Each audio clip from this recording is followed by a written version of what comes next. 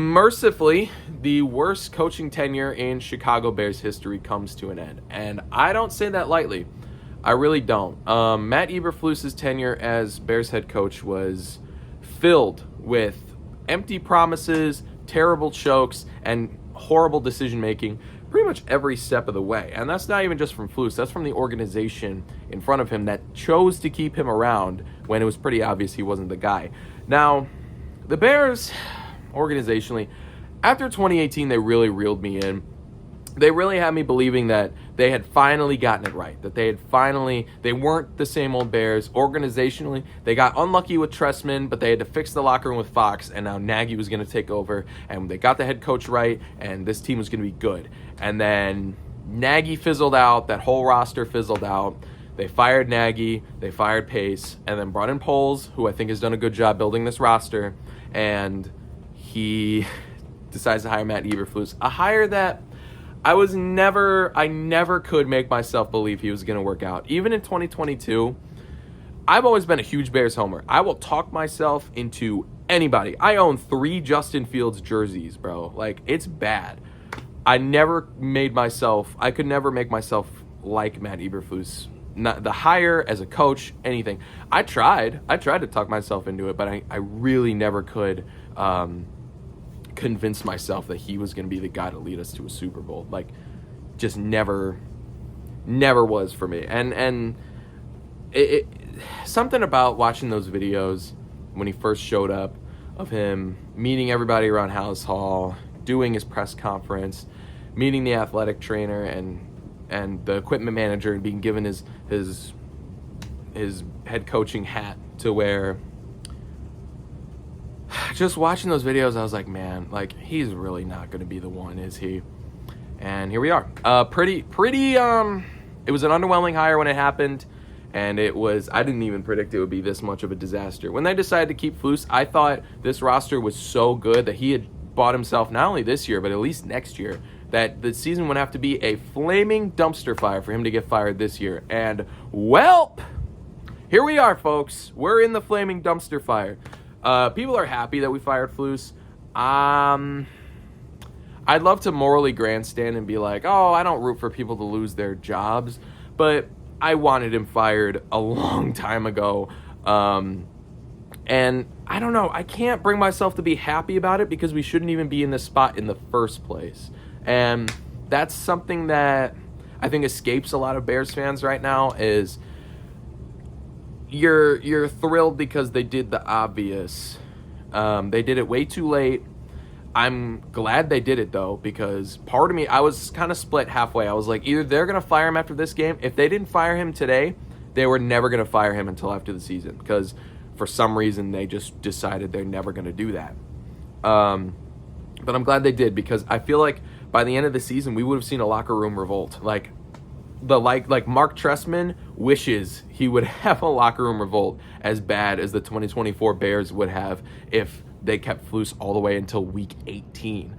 Luckily, they didn't do that, and they promoted Thomas Brown to head coach, who was my pick. That's who I wanted them to promote to head coach. Not because I think he should be a head coach, but because I think he's the guy on this coaching staff with the most potential. He's the guy most worth looking into. He was getting head coaching jobs, so he's kind of been in league talks for a while. He was Sean McVay's right-hand man. I like it. I mean, it's remarkable how 3 weeks ago he was the passing game coordinator. Now he's the head coach of the Chicago Bears. Wow. So this will be fun. I'd love to go to, because every time you go to a Bears game, when they introduce the whole team, they go, and now it's time for Matt Nagy's 2021 Chicago Bears, or Matt Eberflus's 2023 Chicago Bears. I would really love to go to a game and hear Thomas Brown's 2024 Chicago Bears. Yeah!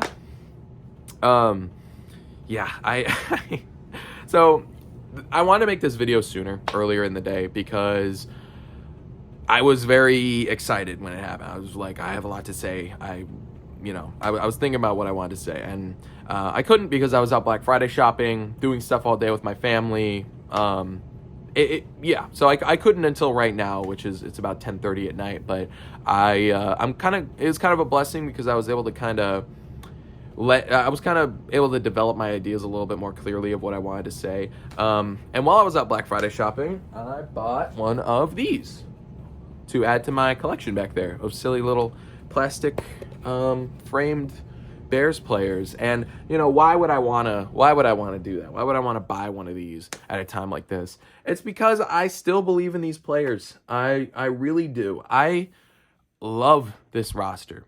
I've loved it this whole season. I think from top to bottom, it's the best Bears roster we've had. It might even be better than 2018 because it's even more well-rounded than 2018.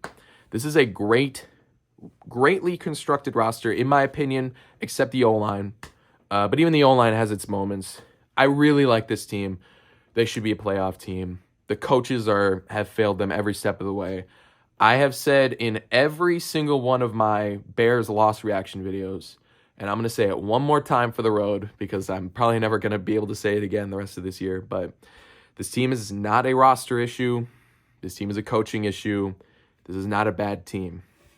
And that's why I'm willing to buy a Caleb Williams jersey. That's why I'm willing to buy one of these Rome Odunze plaques, is because I like these players. I support these players because I think that they're good at their job. And I think they're being let down by a coaching staff who isn't and doesn't deserve to be in the position that they're in at the head coaching spot. And the way that we see players like Jaquan Brisker openly celebrating on Twitter his firing is telling. I'll say that. Very telling. So I think this is the worst head coaching tenure in Bears history. The only close one is Mark Trestman in 2014, but at least Mark Trestman showed that he had offensive prowess. And you could argue Matt Eberflus showed defensive prowess, but we never had one of the best defenses in the league. But Trestman's first year, we had one of the best offenses in the league. You could at least say that about Trestman. I'm not here trying to defend Mark Trestman. That guy sucks. But how pathetic of a head coach do you have to be the first coach in the 105-year history of the Bears to be fired mid-season? Maybe he's not worse than Trestman. This is what it would have been like if Trestman was kept around for the 2015 season. And at that point, things are really disastrous, and they fire him mid-season. Because they at least had the foresight to fire Trestman after year 2. But they chose not to fire Flus after year 2, even though all the signs were there. The signs were there since the beginning. You go back to the 2022 season, yes, that roster was bad. Horrible team. Not a lot going on there. We were starting practice squad guys and wide receiver 5s, and there were predictable results. But even at the time, I was like, this team doesn't feel like it should only have 3 wins. I felt that was a 6-ish win team that had some generationally bad luck and also a tough schedule. But the fact that we weren't able to win more games that season when we had a huge choked lead against the Lions, a huge choked lead against the Packers, some horrible endings to the Falcons game, the Dolphins game. The signs were there that we were losing this many one-score games, but we chose to ignore them because the roster was bad. And it was, especially on offense. But this isn't It never really felt like a team as woefully bad. When I compared it to the Texans that year, who I think were the true worst team in the league in the 2022 season, I felt like the Texans were worse pretty much in every way. And they ended up being, they had the number 2 overall pick. I didn't think we were that bad because we weren't losing games the way that they were losing games. We showed a lot more fight, which was a telling sign that we had a bit of a coaching issue, not a roster issue. So then you get to 2023, and then the cat's really out of the bag. We choke a ton of games. The roster was fine. I think we should have made the playoffs that year. It's kind of good that we didn't because we probably would have kept Fields if we did. But yeah, that was a whole thing that year. And then you get to this year, and yeah, the whole ship is just not only sinking, but it got hit by a missile, exploded, and sunk in like 3 seconds. I said after the Commanders loss with the Hail Mary, and I believe my exact words were, now we're going to see what Matt Eberflus and this team is made of. Because this is the kind of loss that could break a season, and how they respond to this is going to be interesting to see. That was what I said. And since then, we have lost 5 games in a row. Matt Eberflus has gotten fired. And we fired our offensive coordinator as well. So yeah, needless to say, they didn't respond well. This season has been, I think, the worst in my time watching the Bears in terms of just heartbreaking loss after heartbreaking loss after heartbreaking loss. And I have nobody to blame other than the Bears higher-ups who decided to keep Flus around despite the signs being there. And reportedly, there was a lot of conflict in the front office. Apparently, a lot of people did want to fire him, but they chose not to. I don't know why. I would love for them to tell me why, because they didn't give us a real reason. Was it money? Was it stubbornness? Was it incompetence? Probably incompetence. But I'd love to know what the reasoning was for keeping Flus around after the 2023 season ended the way that it did. I mean, we were 2-7 halfway through the year, and I was screaming for them to get rid of him, and they didn't. And we rebounded a bit, not enough to make the playoffs. We finished 7-10, and they decided to keep him around, and that is going to go down as one of the most disastrous decisions ever in Bears history, because not only have you had to fire him now, but you've also tainted the rookie season from your ascending quarterback who, oh my God, I don't know how Caleb is doing anything in a season like this. I still see people mentioning Justin Fields. If Justin Fields were on this team, first of all, he'd be injured by now, but also he'd be doing terrible. Like, people don't understand. If this O-line looks bad with Caleb at the helm, this O-line would be, Justin Fields he'd be getting sacked even more than Caleb. Like, I don't think people realize that. Like, this is the worst Bears O-line. It's even worse than last year. Like, it's bad. And it's weird because it's like, on paper, they've invested in the O-line. Like, we signed Nate Davis to a lot of money. We used a top 10 pick on Darnell Wright. Braxton Jones, I think, is pretty good. But, like, and they're still this bad. It's like, Ryan Poles, what are you doing? I don't mean to talk about that, though. But we're here to talk about Matt Eberflus. So, yeah, Flus, I bid you farewell. I'm just glad the Bears actually did it, because if they didn't do it, then this team would become toxic quick. So now we have to wonder, we're doing another head coaching search, guys.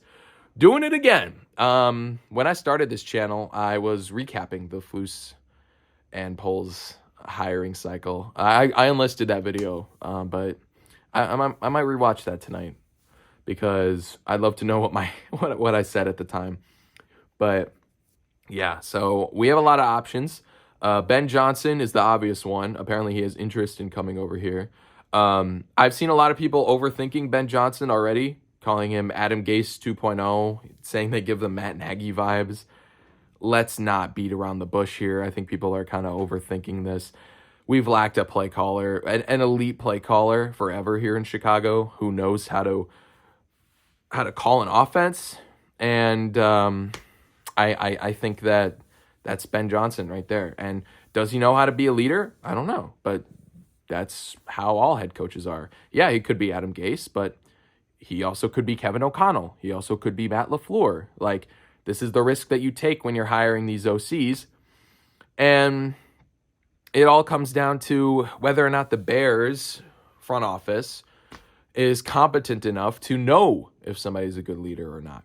A year from now, if we don't hire Ben Johnson, are we going to go, oh, thank God, turns out this guy isn't that good?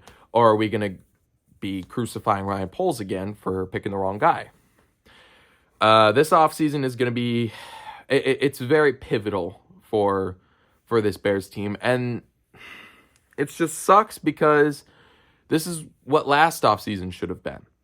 We should have fired Flus then. We could have hired a lot of different guys to bring in instead. But we chose not to.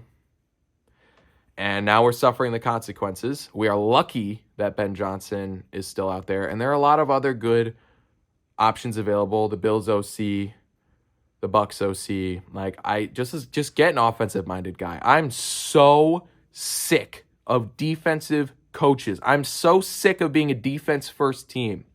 Yes, good defense is important, but I'm sick of it. I'm sick of watching games where the final score is 18-15. Like, I would much rather see these like insane shootouts where the final score is like where we have to score 30 points. Like, I want to see that, because defense first football is all I've seen as a Bears fan, and it has not gotten me anything, because it's not the 80s anymore, and that's not how the game is played. I just want to change the pace here, because what we've been doing isn't working. Get an offensive-minded guy, and get one that doesn't suck.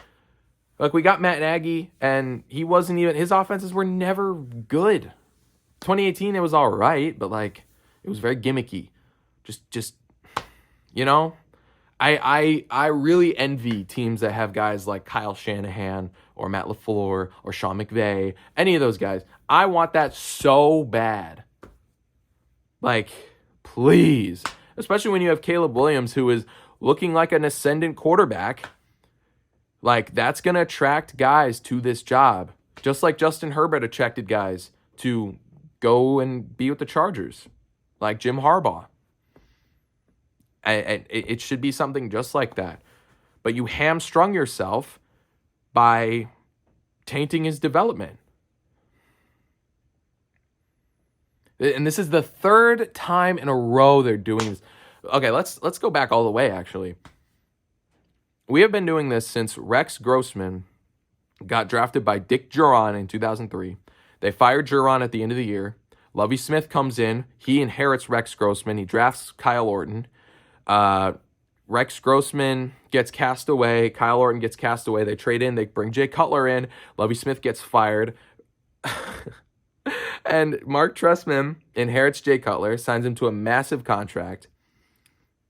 Mark Trestman gets fired. John Fox inherits Jay Cutler and that massive contract. They send Jay Cutler away. They bring in Mitchell Trubisky. They send John Fox away. Nagy inherits Trubisky. They send Trubisky away. Then Nagy drafts Justin Fields. They send Matt Nagy away. Justin Fields gets inherited. They bring in Matt Eberflus, who inherits Fields. They send Fields away. Then they bring in Caleb Williams. Then they send Flus away.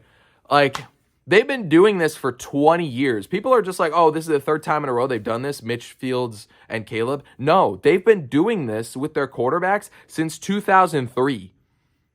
Like, it's not a new thing. They really don't have the wherewithal and the organizational discipline to want to fire a coach. Maybe when it's not 100%, like, they only fire coaches when it's 100% certain, yeah, he's not the guy. And when has that worked out for them? Never. That has never worked out for them. They've always kept the guy too long, and it's never meant anything. And now, I mean, the one time they sent the guy away early was Lovey, you could argue. He deserved at least another year. But it's just ridiculous to me how they keep doing this, because they don't look at it through the lens of, should we fire him? They look at it through the lens of, do we have to fire him? Which I think I said in my last video. It all starts with the McCaskies. It all does. And people are glad that Flus is gone. Flus isn't the problem. It's ownership. It's Ryan Poles and who he sees and how he evaluates leaders. That is going to be the most pivotal part of this Bears team. It's not going to be the quarterback. It's not going to be what wide receivers we have or the O-line or the D-line or anything roster related. It starts all the way at the top in terms of what kind of vision they have and how competent they are. And they haven't shown that they're very competent. So we'll see what happens with Thomas Brown at the helm. Praying for you, buddy. Should be fun. Hopefully the guys come out rallying. I think we could beat the Niners with him at the helm. The Niners are a very vulnerable team right now. I think at best we're winning 2 games the rest of this year. And now this brings in another complication because it's how well does Thomas Brown have to do before we start arguing if we should keep him? And we don't want to accidentally Antonio Pierce ourselves into another underprepared head coach. It's going to be weird to see. It's going to be a bridge that we're going to have to cross if we get to it. I just don't want to have to wind up in another situation where you just get all these Bears fans saying, oh, we should have kept Thomas Brown as head coach, just like you hear him say we should have kept Fields, even though it's not true. I don't know. It's going to be weird to see. I hope he does well, but I think there are better candidates out there, you know? Like, let's say we do win, 4 of our next 5 or 3 of our next 5. Like, we do pretty well. Is that enough to keep him around? What do we show? Is it a good defensive performance? Is Caleb just playing his balls off? Like, what is it? Because if it's Caleb Williams and the whole offense humming, don't touch anything. Take your hands off, leave him. Like, literally. Like, don't mess it up. But if we're still looking like we've been looking, which is offensive improvement, but not enough, then don't keep him around. Don't keep him around unless you're, he really, and he's got a 5-game audition to show if that's what he wants to do. He's got to show a lot of things.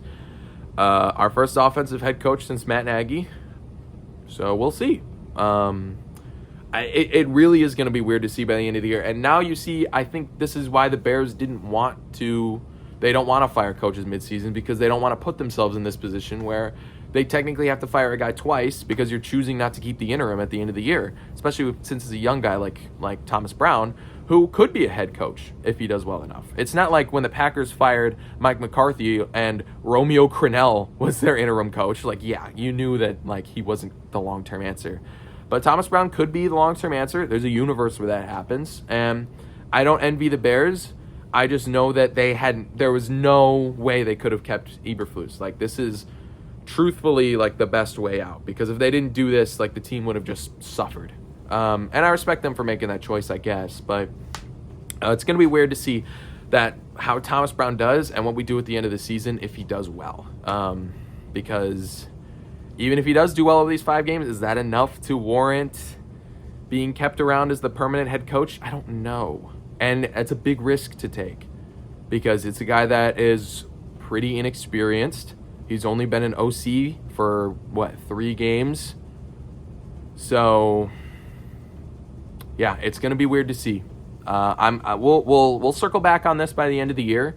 But, if we have, some blowout losses and just don't really look all that good, then it'll be an easy choice. But I don't think that's going to happen. I like Thomas Brown. Not enough that I think he should be head coach permanently, but enough that I'm interested to see what he's got. So this should be fun. So yeah, pray for the Bears. This is the most unique situation I've seen from this team, and they have nobody to blame but themselves. This isn't bad luck at this point. It's not like Nagy, who had a great 2018 and then flamed out, and it's yeah, who could have seen that coming? This is very predictable. This was like the Bears standing on the train tracks. There's a train coming. All of us were screaming for them to get off the tracks. And then they just went, no, I like this train. I think this train is going to get me to my destination. And then they get run over by the train. So they really don't have anybody to blame but themselves. So yeah, it's going to be fun though. It's going to be weird to see. I don't know what it's like to have an interim head coach. Very weird times. So, this is basically the Bears giving up on the season though. I'll say that. When you fire a head coach mid-season, you're basically saying, yeah, we're done. And when you're 4-8, you are done. We're not going to make the playoffs. Even if we win out, 9-8 is going to be tough. Probably not making it in. So I think that's a bigger reason why they fired him, is because that nobody's really talking about. It's not because of the heartbreaking losses. It's because we're probably not making the playoffs. I think that's what they care about. I don't think they care as much about stuff like that we all look at, I think their metric is playoffs. And, you know, they fired Lovie Smith because they went 10-6 and they missed the playoffs. They fired Flus because we just lost our 8th game. We're probably not going to make the playoffs this year. So, yeah, I mean, they kept Nagy because he made the playoffs in 2020, and we see how that went. Yikes. God. You know, I really want to believe that they'll get this hire right. I really want Ben Johnson. You know, I really think he's the next Shanahan, but we'll find out, I guess. Fun times.